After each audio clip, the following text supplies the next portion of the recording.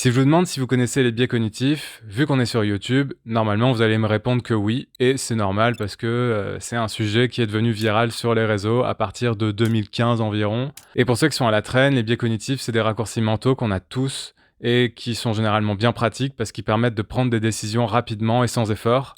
C'est très utile dans la vie de tous les jours jusqu'à ce qu'un contexte nous induise en erreur ou jusqu'au moment où quelqu'un apprenne à s'en servir pour dominer ceux qui les connaissent pas. Parce que les biais, c'est des réflexes qu'on peut provoquer et donc qu'on peut exploiter. Si vous êtes curieux, il y a déjà des tonnes de vidéos YouTube sur les biais, je vais pas vous en faire une de plus. Moi, je voulais plutôt savoir où ça en était dans la population générale, donc je suis allé dans la rue et j'ai posé des questions. Est-ce que tu connais le biais de simple exposition? Non. Non. Non. Non. Non. Non. Aucune idée. Pas du tout. Le biais de confirmation? Non plus. Non plus. Ça me dit rien. Pas du tout. Je l'avais déjà étudié en cours, oui. Quand on pense déjà quelque chose et du coup on prend les informations en fonction de ce qu'on pense qui est vrai déjà. C'est exactement ça. Est-ce que tu connais l'effet de halo? Non du tout. Non. Non plus. C'est vrai. Ah non, Pas du tout. Non. Pas du tout. Ça j'ai oublié. Non. Vu qu'on commence à parler des biais cognitifs partout en ce moment, à la télé, à la radio, sur internet, bref, ça fait le buzz un peu partout, cet avantage de domination, il devrait s'estomper à mesure que les médias de masse s'emparent du sujet, mais avec quoi, 10 ans de retard sur internet? En même temps, je les vois mal expliquer à leur audience comment éviter les pièges qu'il y a dans les pubs qui vendent.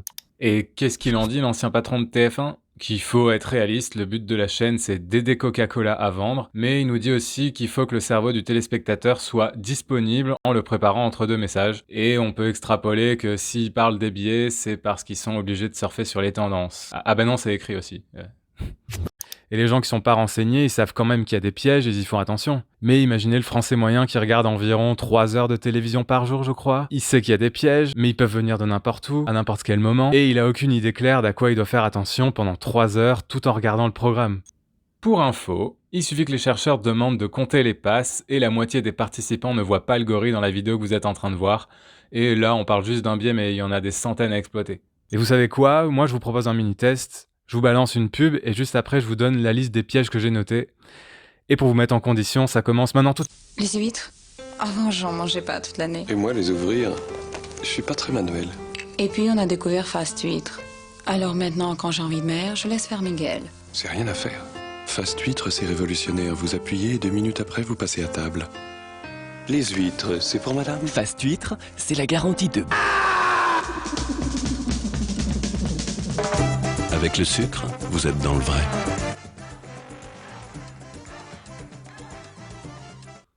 Alors, nous avons le biais de naturalité, le faux dilemme, l'appel au dégoût, l'effet de halo par contraste, l'homme de paille, l'heuristique d'authenticité, le biais de disponibilité, glissement de catégorie, l'effet de science. En fait, j'arrête parce que j'ai dit que c'est pas une vidéo sur les biais bordel. Et ok, ça fait déjà une décennie qu'on parle de tous ces trucs sur Internet. Sur Internet, on aime bien insister sur l'avance qu'on a sur les médias de masse. Sauf que, et ça on le dit moins souvent, mais Internet aussi est à la traîne. Si on regarde, la science savait depuis les années 90, on a des études qui explorent les biais cognitifs absolument dans tous les sens déjà dans les années 80, et les chercheurs qui en sont à l'origine, notamment Kahneman, ils bossent le sujet depuis les années 60. Ça fait plus d'un demi-siècle d'avance pendant lequel certaines marques, certains politiciens et même certains médias s'en sont servis pour dominer les autres, et visiblement, ils en ont pas fait une chaîne YouTube d'esprit critique. Parce qu'au final, ce qui a de la valeur, c'est pas tant de savoir les choses, c'est de les savoir le plus en avance possible, parce qu'une avance, ça périme quand tout le monde est au courant. Et comment on fait pour avoir de l'avance sur l'information? Comment on domine avec la science? Bienvenue dans Système D pour Design, épisode 1.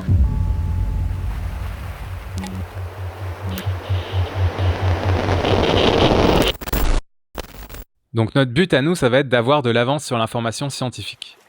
Imaginez une bouteille à la mer, dans cette bouteille il y a un message, une information. Et maintenant, imaginez que la mer en soit remplie. Des millions d'informations scientifiques faciles d'accès, l'eau qui bout à 100 degrés, la Terre qui tourne autour du Soleil, les bananes qui sont radioactives, bref, tout et rien. Ça, c'est la culture générale scientifique et la vulgarisation de masse dans laquelle on baigne tous. C'est des chaînes YouTube, c'est l'école, la télé, la radio, la presse, bref. C'est là que les bouteilles finissent, et donc c'est là que leur potentiel de domination, il est quasiment nul. Genre imaginez un site internet qui cache tous les avis négatifs mais qui garde que les étoiles qui brillent. Il y a peut-être une époque où ça pouvait rassurer, mais aujourd'hui, ça pue l'arnaque. Et tout le monde le sait, c'est presque devenu une norme culturelle. Et maintenant, imaginez des faux avis écrits par le cousin, le stagiaire ou ChatGPT. Avant, ça faisait gonfler les ventes, et maintenant, ça fait aussi gonfler l'amende. Ça, c'est parce que tout le monde sait que tout le monde sait, donc non seulement c'est mal vu, mais il y a aussi des lois qui s'en occupent. Nous, on veut pas speedrun le suicide social ou la casse prison. Si on veut dominer les autres, ça va pas suffire, va falloir remonter la source. trouver des bouteilles, des informations exploitables avant la masse, avant que la loi verrouille tout. Et aujourd'hui, les nouvelles informations scientifiques qui abreuvent la culture générale viennent surtout de vulgarisateurs grand public, d'influenceurs, de médias de masse. Suffit d'aller voir où tout ce beau monde s'informe, où ils trouvent toutes ces infos pour avoir de l'avance. Et en fait, il n'y a pas vraiment de secret. C'est généralement dans des livres, ou à partir de leurs études dans le supérieur, ou ça vient de leur métier, de leur formation. Visiblement, c'est par ici. Donc remontons ce cours d'eau un petit peu. Mais là, pour remonter le flux, on rencontre déjà de la résistance. Je vous ai dit que l'information se trouvait par exemple dans des cursus universitaires, dans des livres, dans des formations. Sauf que ces sources sont déjà des filtres. C'est pas une chance que la société distribue à tout le monde. Par exemple, pas tout le monde n'a la chance d'aller dans les bonnes universités, ni les bons cursus. Pas tout le monde n'a la chance d'avoir le capital culturel pour se taper des bouquins de 600 pages en anglais. Et pas tout le monde n'a le temps ni l'argent pour se payer des formations. Et en plus, le chemin, il est rempli de pièges. Pas tous les cursus universitaires sont pertinents, pas toutes les écoles se valent, pas tous les livres sont à la pointe ou racontent des choses vraies. D'ailleurs, c'est encore plus vrai aujourd'hui avec tous ceux qui sortent des livres ou des formations alors qu'ils n'ont pas grand-chose à offrir en dehors de leur popularité. Je suis sûr que vous avez des exemples en tête. Et donc en plus d'avoir une barrière à l'entrée, ça devient plus difficile de distinguer le vrai du faux, et ça aussi, ça favorise ceux qui ont déjà des privilèges à la base. Mais admettons qu'on ait quelques privilèges qui nous permettent de passer à travers ces filtres. Disons par exemple qu'on soit suffisamment motivé et qu'on se tape tous les New York Times best-sellers en lien avec les biais cognitifs pour les exploiter. Dans ce cas-là, on arrive là. Sauf qu'il faut pas oublier que ça reste des livres qui donnent des techniques, certes, mais des livres qui restent assez accessibles. Ça nous donne donc un petit peu d'avance sur les autres, ouais, mais est-ce que pour autant on va vraiment pouvoir se servir de ça pour dominer avec la science ? Eh ben, un peu, ouais. Ça va être le café du coin qui offre un café au bout de 10 tampons, mais qui coche 3 cases dès le premier café. C'est l'SDF qui demande l'heure, puis 1€. C'est l'offre valable pendant 1 heure. Bref, on en connaît tous. C'est des classiques, ça donne des petits avantages ici et là, mais pas que. Si vous connaissez pas le A/B testing, en gros, au lieu de se demander quel message est le meilleur entre un message A et un message B, on teste les deux messages sur des groupes différents et on mesure les résultats. C'est la stratégie d'Obama en 2007, et d'après son équipe, c'est 75 millions de dollars de donations en plus et un bond de 40% des inscriptions. Donc c'est cool tout ça, mais faut pas oublier où on se situe là. Pour l'instant, on est juste avant que les bouteilles finissent à la mer. Si on parle de livres, on parle de best-sellers vendus en masse, traduits dans plusieurs langues et tout. Apprendre ces techniques, c'est l'assurance que dans l'année, vos youtubeurs favoris fassent une vidéo qui pérille notre avance. J'imagine qu'on veut un truc plus durable. Perso, moi, j'ai pas envie de me taper des dizaines de bouquins tous les ans. En plus, visiblement, il y avait moyen d'avoir un demi-siècle d'avance pour les biais cognitifs. Donc, on va encore devoir remonter la source parce que voilà quoi, le A/B testing d'Obama, tous les youtubeurs le font en 2026. C'est plus une avance, c'est juste la norme. En plus, quand les frères F publient Made to Stick ou Switch, certes c'est pour vulgariser pour le grand public, mais c'est aussi et surtout un appel du pied à des grosses entreprises ou à des institutions. Faut voir ça comme une carte de visite premium. Vous avez votre carte de visite format A42, un CV en une page et une lettre de motivation générée par ChatGPT. Eux, leur vitrine, c'est des livres avec lesquels ils donnent un avant-goût, mais croyez pas qu'ils vont tout vous donner dans ces livres. Le but premier, c'est d'en lâcher juste assez pour que les lecteurs puissent briller au prochain repas de famille. Ça suffit pour faire un max de ventes et la réputation qui va avec. Ils s'en servent ensuite pour se faire inviter en conférence, en séminaire privé ou faire du consulting, voire de faire des interventions en entreprise. Alors oui, ça coûte cher, mais ça en rapporte encore plus à ces entreprises parce que ces entreprises, elles savent qu'en savoir plus que leurs bouquins, ça va leur permettre de dominer plus longtemps. Donc c'est pas un problème, au contraire, c'est une solution. Si le lèche-vitrine, ça vous suffit, vous pouvez investir dans une liseuse ou dans une grande bibliothèque.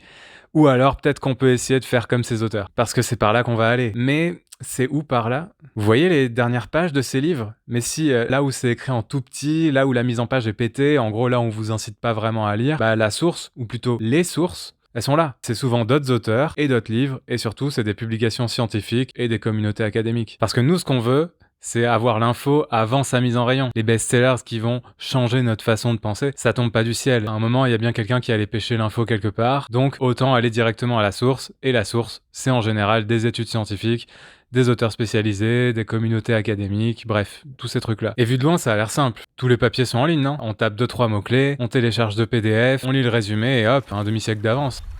Pas vraiment en fait, la difficulté elle monte d'un cran. Et évidemment, ça favorise encore certains mais pas d'autres.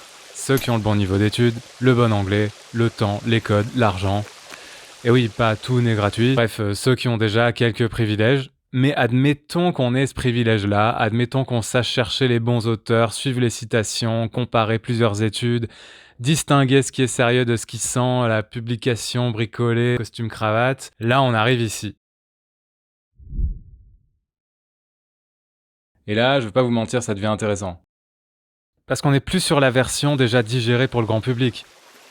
Là, on peut repérer des effets avant qu'ils aient leur petit nom sexy, comprendre des mécanismes avant la conférence inspirante, et surtout, on peut exploiter des résultats des années avant que le reste du monde voit la vidéo. Cette astuce scientifiquement prouvée avec une personne choquée en miniature. À ce niveau, on récupère plus seulement l'anecdote brillante pour dîner chez belle maman, là on récupère des vrais leviers. Et du coup, ça donne quoi? Vous connaissez Google? Ils n'ont pas inventé la magie, ils ont branché des idées académiques sur un moteur de recherche. Amazon, ils ont transformé une publication sur le fil collaboratif en les clients qui ont acheté X ont aussi acheté Y sur leur catalogue géant, plus de paniers moyens, plus vite que les autres dès le début. Netflix, ils ont converti des années de recherche qui existaient déjà sur l'art de deviner quoi vous recommander, sachant que la recommandation, c'est l'une des bases de leur domination. Uber, même schéma. Dans le roman national de la tech, on vous vend toujours le mythe du garage. Ils oublient juste de dire que le garage, il est raccordé à une université, à une grosse bibliothèque, à des réseaux de chercheurs, et accessoirement, les financements pour dominer des années avant que le reste du monde découvre le concept en vidéo sponsorisée. Donc oui, ça commence à sentir la domination. Sauf que... Parce qu'évidemment, il y a un sauf que. Une publication scientifique, c'est pas la vérité pure. C'est déjà un produit qui est trié, découpé, emballé. Il y a du saucissonnage, des résultats négatifs qui disparaissent, des trucs fragiles vendus comme des trucs qui vont changer le monde. Donc, on s'approche du réel, mais c'est déjà édulcoré. Et surtout, on arrive encore après coup. On voit le papier une fois qu'il est écrit. On n'a pas les discussions de couloir, on n'a pas les intuitions des chercheurs, on n'a pas les sujets abandonnés. Donc oui, à ce stade, on a de l'avance. Une vraie avance, plus rare, plus technique, plus rentable que celle des lecteurs de best-sellers, mais pas encore l'avance premium, pas encore l'avance structurelle. Parce que une fois publiée, l'idée elle commence déjà sa descente vers le reste du monde, lentement certes, mais sûrement. Nous ce qu'on cherche c'est pas juste une petite longueur d'avance, c'est l'endroit où l'avance se fabrique. Donc on va encore prendre de la hauteur, là où se fabriquent les sujets, les priorités, les angles, là où l'info circule avant l'épreuve, parce que avant la science publique, il y a la science socialisée. Là, on remonte encore, mais cette fois on remonte pas juste vers des articles. On remonte vers des endroits où on décide de quoi les articles vont parler, comment ils vont en parler, et là vous doutez bien qu'on change de division. Parce qu'ici, le privilège c'est pas juste savoir lire un PDF sans convulser, le privilège c'est d'être dans la pièce, ou au moins dans le mail, ou au moins dans le cercle des gens qu'on pense à prévenir avant les autres. Et ça, vous pouvez le deviner, c'est pas distribué au hasard. Faut les bons réseaux, les bons intermédiaires, le bon pédigré, les bons dîners, le bon capital social, le bon carnet d'adresses, le bon compte en banque. Et c'est là qu'on comprend pourquoi ces cercles existent. Ça sert pas juste à faire circuler des idées, ça sert surtout à faire circuler des gens. Chercheurs, mais aussi milliardaires, grands patrons, politiciens. C'est là que les intérêts se rencontrent, et pas seulement les intérêts des chercheurs. Parce que à ce niveau, dominer avec la science, c'est plus juste exploiter une découverte, c'est aussi influencer ce qu'on va chercher, ce qu'on va financer, ce qu'on va rendre visible, et à qui on va le rendre visible avant tout le monde.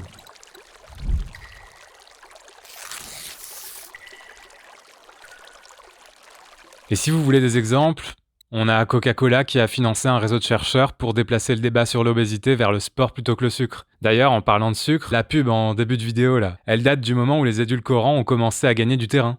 L'industrie du tabac, elle a une longue histoire de financement de la recherche juste pour alimenter le doute. Et ça marche, ils dominent toujours. L'amiante, le glyphosate, les néonicotinoïdes, tout ça, c'est pareil. Et vous vous rappelez de Kahneman? J'en ai parlé en début de vidéo, celui qui est à l'origine des biais cognitifs.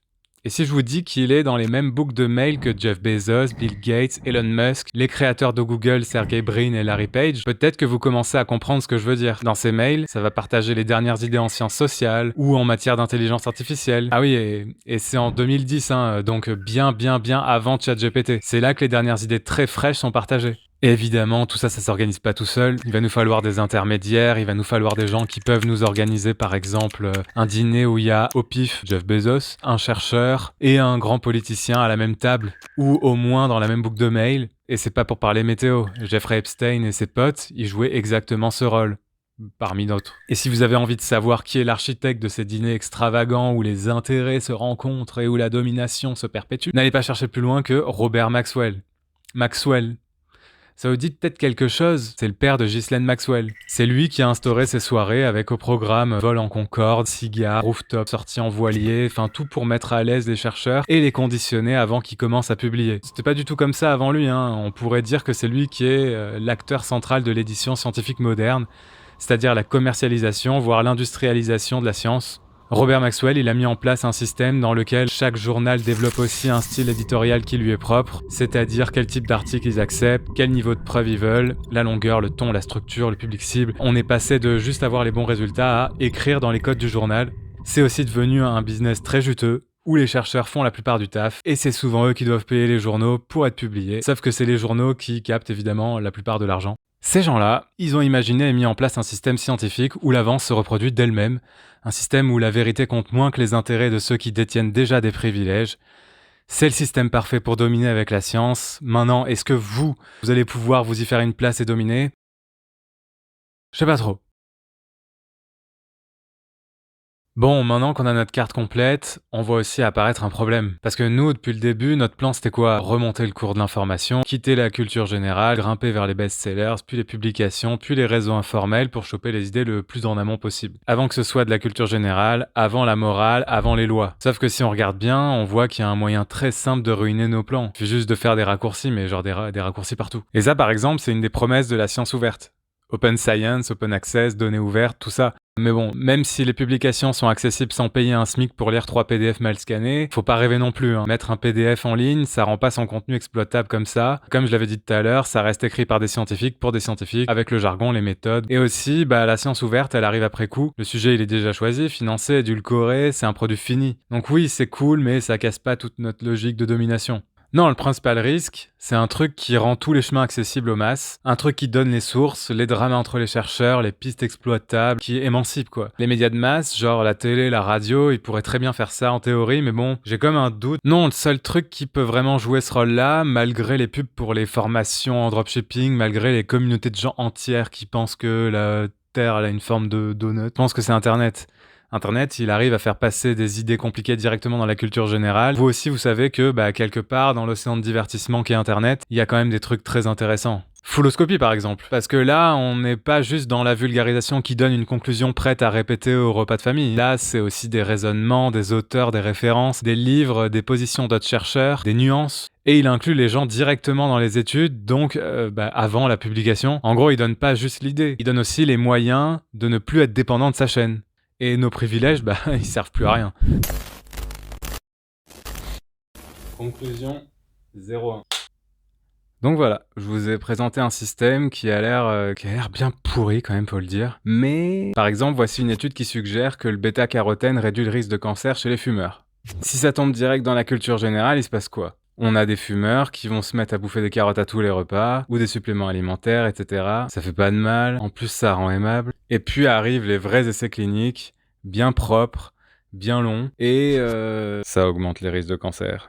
Finalement, la falaise, c'est pas si mal. C'est nécessaire parce que parfois, l'information brute, elle est brutale. Mais qui dit falaise dit position stratégique. Et avec le temps, ces positions attirent toujours les profils de gens qui aiment bien les conserver. C'est propre à tout système, et c'est l'endroit idéal pour transformer de la prudence en privilège. À travers ces goulots d'étranglement de l'information scientifique, certains y voient un moyen d'accumuler argent, pouvoir, voire de s'acheter une île de plus, de contrôler le narratif, de contrôler une discipline, de contrôler l'opinion, bref, de dominer avec la science.